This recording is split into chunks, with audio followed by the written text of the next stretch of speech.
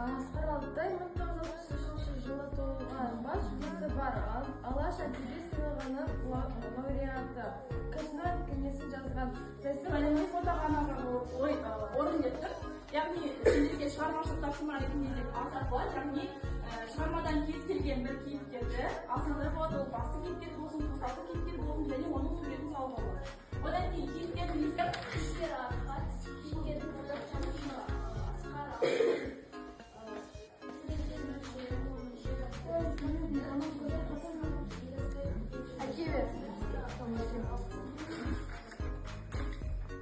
Кейіпкер есімі Архат, кейіпкер ойлап табушы Асқар Алтай.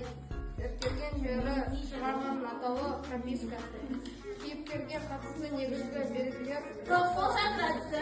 Қазір сендер осы қосалқының астында тұрасыңдар, осылай айналдырасыңдар.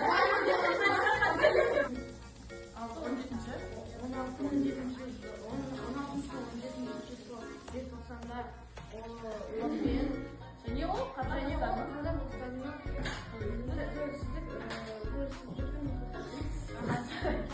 Шығармадағы кейіпкерлерді атайық. Қандай кейіпкерлерді білесіз? Архат. Қателесеңіз балалар,